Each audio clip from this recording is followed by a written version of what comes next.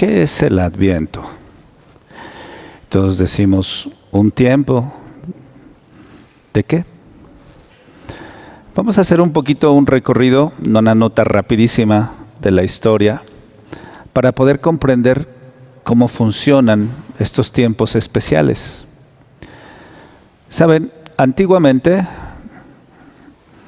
hace unos 10 siglos e incluso antes, las personas que se preparaban para una fiesta que podía ser del pueblo o de una región o de un país, hacían lo que se conoce como cuaresmas. Nosotros, por ejemplo, tenemos como patrona a la Virgen de Guadalupe. Y sin darnos cuenta, vivimos una cuaresma por la devoción de las 46 estrellas. Y durante 46 días, ya sabemos que cuando empezamos a circular la imagen de la Virgen, entonces estamos ya en tiempo de preparación para la fiesta. Pasaba exactamente lo mismo. Las personas preparaban la fiesta del santo del pueblo, o del santo de la región, o del santo del país, hasta que la iglesia a un cierto punto dijo, eso está muy bien, pero nunca terminaríamos de hacer cuaresmas, porque viene una y viene otra y viene otra y viene otra. Vamos a unificarlas, y nos propusieron entonces 2 grandes cuaresmas. ¿Cuáles son? Esta, Adviento, y también, ¿cuál? La que llamamos cuaresma, ¿no? Para la preparación de las 2 fiestas más importantes de toda la fe cristiana: la Navidad del Señor y la Pascua. Y las 2 tienen características semejantes: los colores, los signos. Los colores son iguales porque tienen siempre una nota de penitencia, siempre. La otra nota común es la oración, y mientras la cuaresma es un tiempo más de sacrificio, no significa que el Adviento no, pero la nota está más cargada hacia el sacrificio, la Navidad es más como un tiempo de preparación, como el tiempo de preparación de una mujer que va a dar a luz. Entre angustia, entre gusto y al mismo tiempo, pues de esperanza, ¿no? Y entonces conviene mucho que cada domingo nosotros vayamos escuchando la palabra de Dios y dejando que su voz, que su palabra impregne nuestra semana. Y ya sin más, pues vamos a tratar de asomarnos a cuáles podrían ser algunas sugerencias de las lecturas. Siempre van a ser nuestro punto de referencia. La lectura, la palabra de Dios. ¿Qué es lo que nos enseña la palabra de Dios? Vamos a la primera lectura, entonces. ¿Alguien de ustedes ha cortado un árbol? Yo sí, muchos. Planté muchos y tiré muchos. ¿Macetas? ¿Tienen macetas en su casa? ¿Las han podado hasta abajo? ¿Cómo se llaman esas ramas nuevas que salen de esos troncos? Vástagos. Como dice el profeta Isaías, el profeta Jeremías hoy, el Señor hará surgir un vástago santo del tronco de David.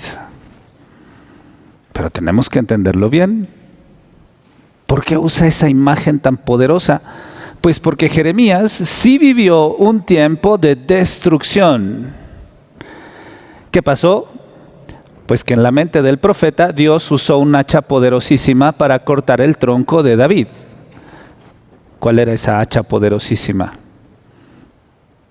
Un rey que se llamaba Nabucodonosor y un imperio que era el imperio babilonio. ¿Qué hizo ese imperio? Literal, cortaron de raíz el tronco de David. Literal.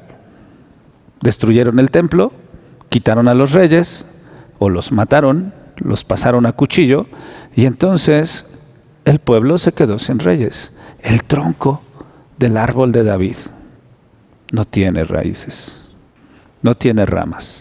Y además hay una aclaración muy importante: un vástago santo. ¿Por qué? Porque las últimas ramas de ese árbol eran muy corruptas.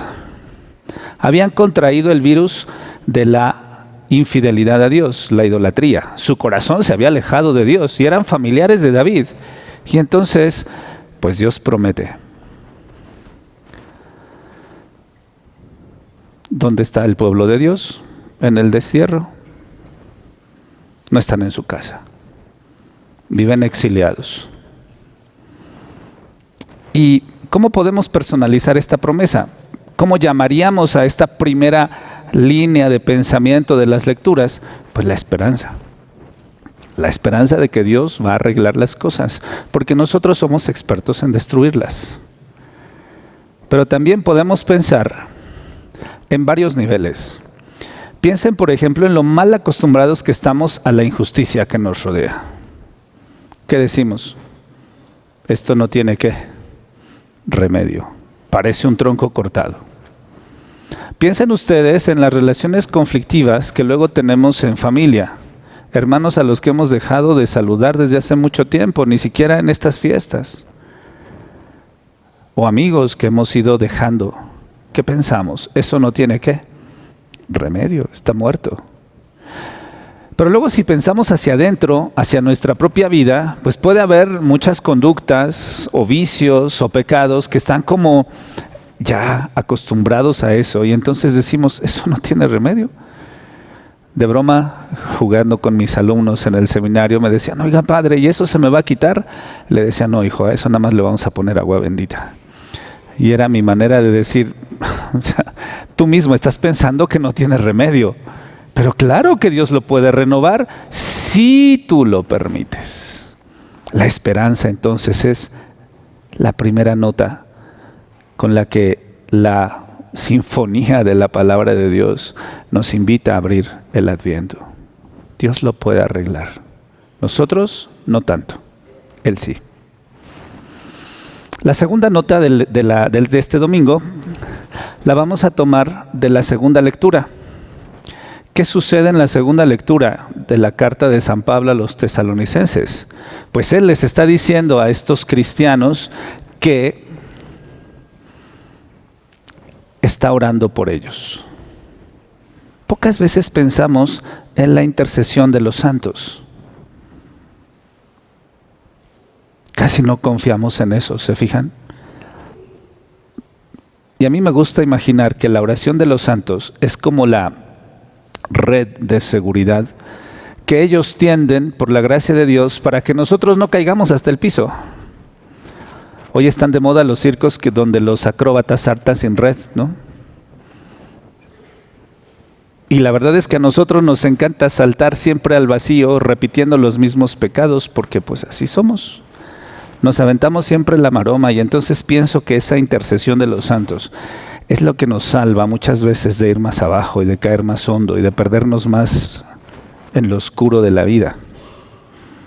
Y entonces si queremos pensarlo así, les sugiero que esta segunda nota de la palabra de Dios sea la confianza. La iglesia intercede por mí.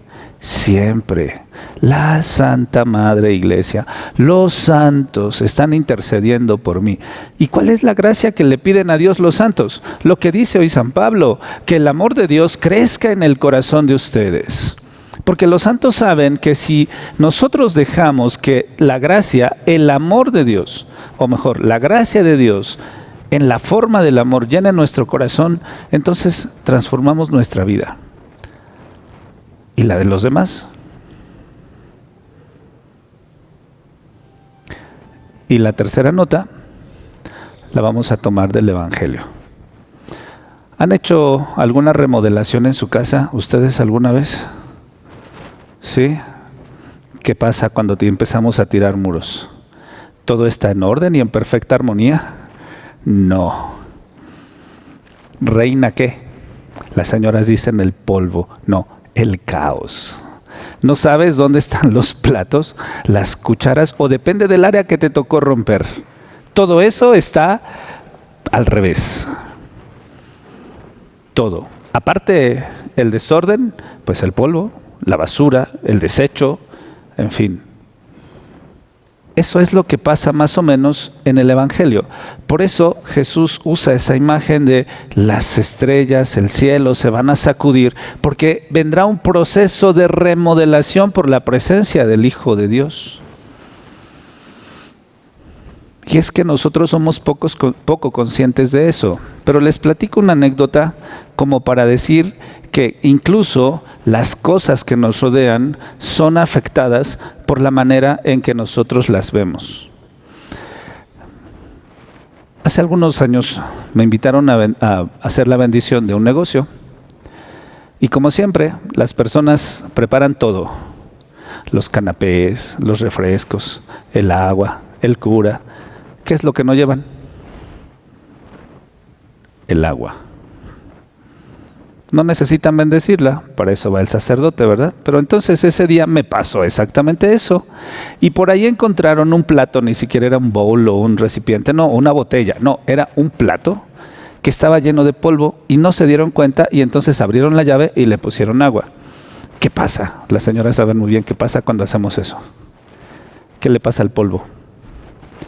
Todo sube. Entonces me ofrecen el plato y dije, ok, tiene polvo. Y yo había leído que las moléculas del agua se alinean de un modo diferente cuando la bendecimos. Pronuncié la bendición sobre el agua y en ese momento todo ese polvo se sedimentó y se formó un círculo en el fondo del plato. Así que el agua de arriba estaba perfectamente transparente y limpia. Con eso quiero decir que nosotros, cuando nos portamos bien, porque estamos hechos para la bendición, incidimos de modo correcto sobre la creación. Y cuando no, incidimos de modo negativo sobre la creación. Y hoy los experimentos lo han demostrado, así es. De hecho, se nota. ¿Qué decimos? Estamos de mal humor. La casa tiene un ¿qué? Un mal ambiente. ¿Eso a qué se debe? A la presencia humana. Nosotros incidimos directamente sobre el ambiente. Pero pasa lo mismo con nuestros pecados. No lo medimos, no nos damos cuenta, pero nuestros pecados están repercutiendo de modo negativo en la naturaleza. Dejen de lado todo el tema del cambio climático y las consecuencias. No, en casa, en los ambientes, las personas que nos rodean. Imagínense que ustedes están, en vez de bendiciendo, maldiciendo continuamente a sus hijos. Estamos dejando huellas en su corazón, en su mente, en sus recuerdos, que los van a marcar de modo negativo de por vida. Y entonces es necesario que cuando venga Jesús, todo ese desorden sufra una remodelación cósmica. Hemos perdido ese aspecto de la vida. Lo que hacemos aquí de veras tiene repercusiones cósmicas. Eso es lo que nos enseña San Lucas. ¿Cómo se corrige eso? Jesús nos propone ahí mismo en el Evangelio una solución. Oren. Velen y oren.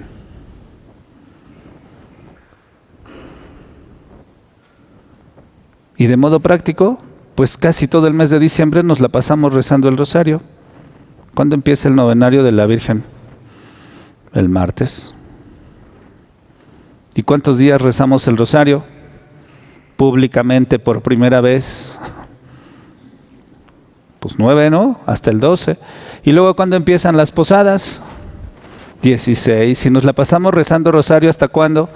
Hasta el 25. Pues ya complétale el mes, ¿no? Te faltan pocos días. ¿Qué hacen las familias ahora que se llevan la imagen de la Virgen a sus casas? ¿O qué es lo que esperamos que hagan? ¿Que recen qué? Pues ahora síguele. Porque saben que nosotros somos iguales. En la medida en que nos acerquemos a Dios y le abramos el corazón en la oración, estamos propiciando un lugar para que Él alinee todo lo que está chueco. tire los muros viejos y ponga muros nuevos. Y al principio, claro que es muy difícil, porque se genera todo el desorden al que no estamos acostumbrados. Empieza a salir todo el polvo acumulado en el tiempo, porque a lo mejor hace muchos años que no tienes el hábito de orar. Pero la tercera nota característica entonces de este domingo es la invitación: oren, vigilen. ¿Qué necesitas tú?